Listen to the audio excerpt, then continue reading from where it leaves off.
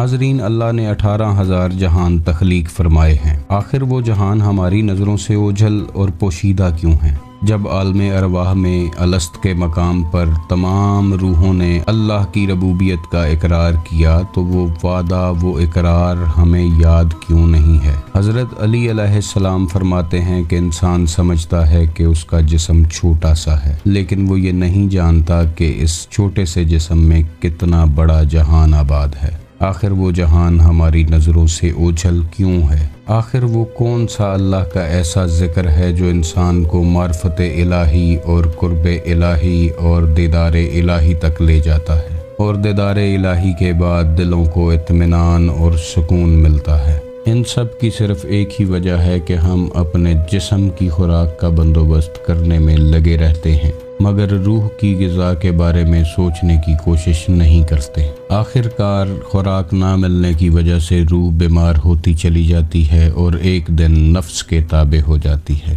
اور نفس وہ ہے کہ جو انسان اور اللہ کے درمیان ایک بہت بڑا حجاب ہے۔ جو لوگ اس حجاب کو ہٹانے میں کامیاب ہو جاتے ہیں انہیں ہی مقصد حیات ملتا ہے۔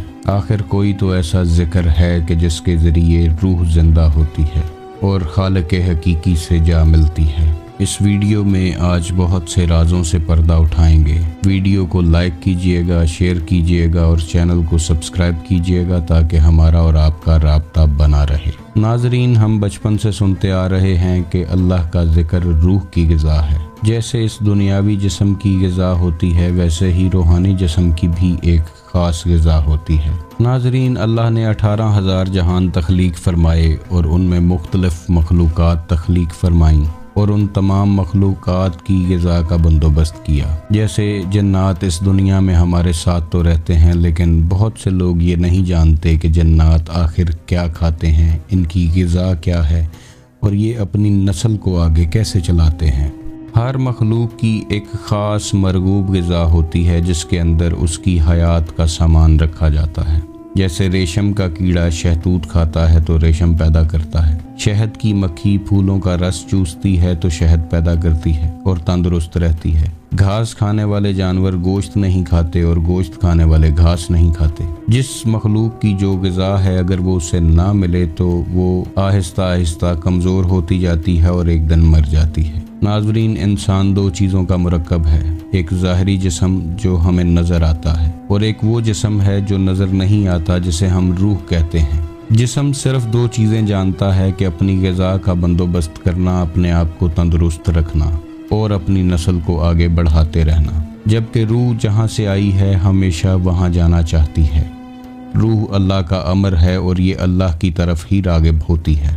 روح ہمیشہ سے خالق حقیقی کی معرفت کے لیے تڑپتی رہتی ہے اور معرفت الہی، قرب الہی اور دیدار الہی روح کی منزلیں ہیں۔ ہماری بدقسمتی یہ ہے کہ ہمیں جسمانی خوراک کے بارے میں تو بتایا جاتا ہے لیکن روحانی خوراک کے بارے میں زیادہ انفارمیشن نہیں دی جاتی۔ تو آج آپ جان لیں گے کہ روح کی غذا کیا ہے اور روح کو زندہ اور تابندہ رکھنے کے لیے آخر کرنا کیا ہے۔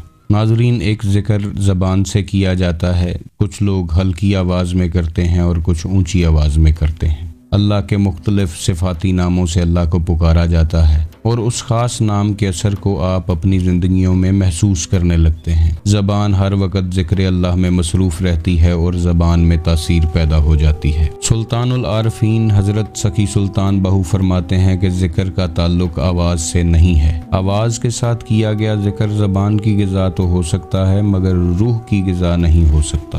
قرآن میں مختلف جگہوں پہ اللہ کے ذکر کا حکم موجود ہے، جیسے کہ اللہ ایک جگہ پہ فرماتا ہے کہ اپنے رب کا ذکر کرو خفیہ طریقے سے۔ بے شک قرآن میں اللہ تعالیٰ کی بے حد نشانیاں موجود ہیں اور ہمیں اس پہ غور و فکر کرنے کی ضرورت ہوتی ہے۔ اب یہ خفیہ طریقے سے کیا جانے والا ذکر دوسرے اذکار سے بالکل الگ اور مختلف ہے۔ برِ صغیر پاک و ہند میں بہت سے صوفیہ کرام کا سلسلہ چلتا آیا ہے اور بہت سے صوفیہ کرام نے ذکر کا تعلق سانسوں کے ساتھ بتایا ہے۔ بہت سے لوگ کلمہ طیبہ کا ذکر سانسوں کے باہر جانے اور اندر آنے کے ساتھ کرتے ہیں۔ ناظرین، مختصراً یہاں پر یہ جان لینا بھی ضروری ہے کہ انسان کے اندر ایک نہیں بلکہ بہت سی روحیں موجود ہیں جنہیں آپ اسپرٹس کہتے ہیں، کچھ لوگ انہیں لطائف کہتے ہیں اور کچھ لوگ انہیں ارواح کہہ کر پکارتے ہیں۔ ماں کے پیٹ میں بچے کی پہلی سٹیج پر روح جمادی اس کے اندر آتی ہے اور یہ روح پہاڑوں میں موجود ہوتی ہے۔ جب بچہ نشو نما پانی شروع کرتا ہے تو اس کے اندر روح نباتی آتی ہے جو کہ پودوں میں ہوتی ہے۔ جب یہ بچہ ماں کے پیٹ میں حرکت کرنی شروع کرتا ہے تو اس وقت روح حیوانی آتی ہے جو کہ جانوروں میں ہوتی ہے۔ جب وہ بچہ اس دنیا میں آتا ہے اور پہلی سانس لیتا ہے تو روح انسانی اس کے اندر آ جاتی ہے، اور اگر وہ بچہ سانس لینے کے بعد مر جائے تو نماز جنازہ ضروری ہوتی ہے، لیکن اگر کوئی بچہ دنیا میں آنے کے بعد سانس نہ لے تو اس کی نماز جنازہ ضروری نہیں ہوتی۔ اس کی وجہ صرف یہی ہے کہ نماز جنازہ روح انسانی کی ہوتی ہے۔ یہ مختلف روحیں اللہ کے مختلف اذکار سے زندہ ہوتی ہیں اور یہ روحیں سیٹلائٹس کا کام کرتی ہیں۔ کسی روح کا تعلق پہلے آسمان سے ہے تو کسی کا دوسرے سے، کسی روح کا تعلق تیسرے آسمان سے ہے تو کسی کا چوتھے سے۔ ناظرین، یہی وہ ارواح ہیں جو کبھی شہداء کرام سے ملاقات کرتی ہیں تو کبھی انبیاء کرام سے، کبھی اولیاء کرام سے ملاقات کرتی ہیں تو کبھی اللہ کے قرب تک پہنچ جاتی ہیں۔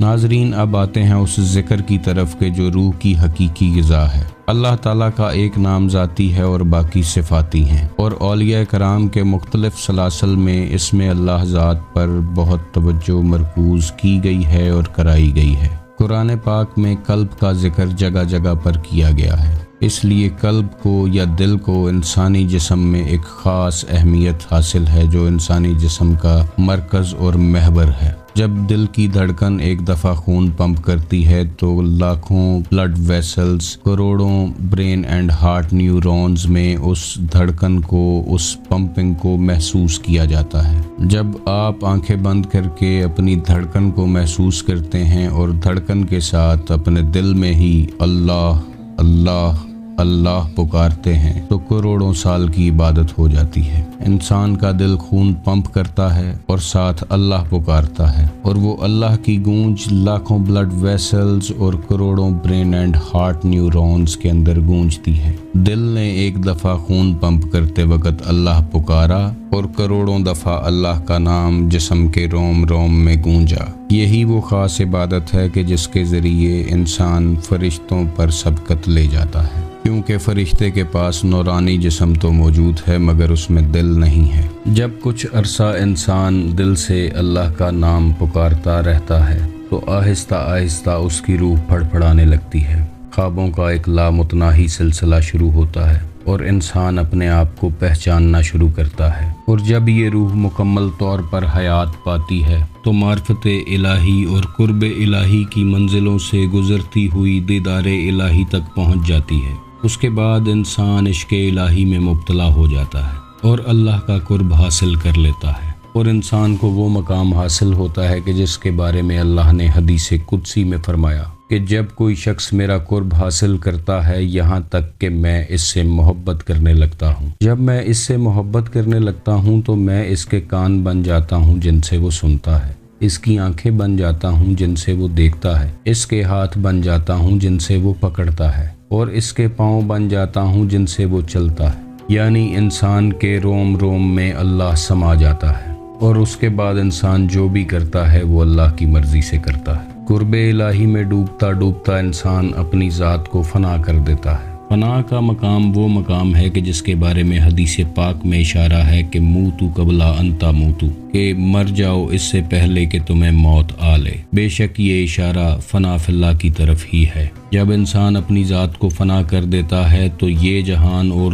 دوسرے کئی جہان انسان کے لیے ایک جیسے ہو جاتے ہیں۔ وہ اس دنیا میں رہتے ہوئے مختلف جہانوں کی سیر کرتا ہے، جیسا کہ 18,000 جہان اللہ تعالیٰ نے اپنے اولیاء اللہ اور انبیاء کی پرواز کے لیے تخلیق فرمائے ہیں۔ تو انسان اپنی روح کو زندہ کرنے کے بعد ان جہانوں کا مشاہدہ کرتا ہے اور اللہ تعالیٰ کی نشانیوں سے اللہ تعالیٰ کے مزید قریب ہوتا چلا جاتا ہے، اور پھر ایک مقام آتا ہے کہ اللہ اسے دنیا کے سامنے ظاہر کر دیتا ہے، جیسے سورج اپنی روشنی کو ظاہر کرتا ہے اور کستوری اپنی خوشبو کو ظاہر کر دیتی ہے۔ یہ وہ مقام ہے کہ جس کے بارے میں قرآن پاک میں اللہ فرماتا ہے کہ میرے وہ بندے لا خوفن ہو جاتے ہیں، یعنی انہیں کسی چیز کا ڈر اور خوف نہیں رہتا، چاہے وہ موت ہی کیوں نہ ہو۔ دھڑکنوں سے کیا گیا یہ ذکر انسان کی روح کو نفس کی قید سے آزاد کرواتا ہے اور اس کی روح کو دوام بخشتا ہے۔ ایسا شخص انسانیت کے لیے منبع فیوز و برکات بن جاتا ہے اور لوگوں کی حاجت روائی کرتا ہے۔ دکھی انسانیت کے لیے ہمیشہ پیش رہتا ہے، مظلوم سے محبت کرتا ہے اور ظالم کو اپنی ٹھوکر پہ رکھتا ہے، بیماروں کی بیماریاں چھین لیتا ہے، بدبختوں کی بدبختیاں چھین لیتا ہے، دکھیوں کے دکھ چھین لیتا ہے، محبت سے نفرت کو ختم کر دیتا ہے۔ اللہ فرماتا ہے کہ اور ہم تمہیں دکھائیں گے اپنی نشانیاں کھلے آسمان تلے اور تمہارے اپنے ہی اندر کہ تم کہہ اٹھو گے کہ یہی حق ہے۔ تو اللہ کی پہچان اللہ کی نشانیوں سے کی جا سکتی ہے، اور اللہ کی نشانیاں ذکر اسم اللہ ذات سے ظاہر ہوتی ہیں۔ ناظرین، جب لاکھوں کروڑوں اربوں فرشتے اللہ کی عبادت کے لیے موجود تھے تو پھر انسان کا تخلیق کرنا صرف عبادت کے لیے نہیں تھا۔ ایک حدیث قدسی میں ہے کہ اللہ فرماتا ہے کہ میں ایک چھپا ہوا خزانہ تھا اور میں نے چاہا کہ پہچانا جاؤں۔ تو انسان اس دنیا میں اللہ تعالیٰ کی پہچان کے لیے آیا ہے، جس پہچان کو معرفت الہی کہتے ہیں۔ اگر تو اس دنیا میں آ کر انسان نے معرفت الہی حاصل کر لی تو ٹھیک ہے، ورنہ اس کا دنیا میں آنا یا نہ آنا ایک برابر ہی ہے۔ معرفت الہی ہی وہ منزل ہے کہ جس کے لیے انسان اس دنیا میں آیا ہے۔ لوگوں کی غلطیاں کوتاہیاں نوٹ کرنے کی بجائے ضرورت ہے کہ ہمیں اپنے اوپر کام کرنا چاہیے۔ اپنے اندر کا سفر ہی ہے جو کرنا ہے۔ من میں اپنے ڈوب کے پا جا سراغے زندگی، تو اگر میرا نہیں بنتا نہ بن، اپنا تو بن۔ تو ناظرین، اپنے اندر کا سفر بہت ضروری ہے، اور اس سفر میں اسم اللہ ذات بہت بڑی رہنمائی ہے۔ اس بتائے گئے طریقے سے اگر آپ ذکر اسم اللہ ذات کو جاری رکھتے ہیں تو اس کی بے پناہ روحانی طاقت کا مشاہدہ آپ بہت جلد کریں گے۔ آپ دیکھیں گے کہ کیسے ذکر اسم اللہ ذات جو دل سے کیا جا رہا ہے اور دھڑکنوں سے کیا جا رہا ہے، آپ کی زندگی میں رنگ اور روشنیاں لے کے آئے گا، اور آپ کی روح روشنیوں میں نہانا شروع کرے گی۔ آپ کی آنکھوں کے سامنے ایسے ایسے جہان کھلیں گے جو آج سے پہلے آپ نے نہیں دیکھے ہوں گے۔ ایسے ایسے نفوس سے ملاقات ہوگی کہ جن کے بارے میں عام آدمی سوچ بھی نہیں سکتا۔ اللہ آپ کو اور مجھے معرفت الہی کا چھوٹا سا قطرہ بھی نصیب فرما دے تو اس دنیا میں آنے کا مقصد پورا ہو جائے گا۔ اس دعا کے ساتھ ویڈیو کو ختم کرتے ہیں کہ آپ خوش رہیں، آباد رہیں، اللہ آپ کے گھروں کو سلامت رکھے۔ اللہ حافظ۔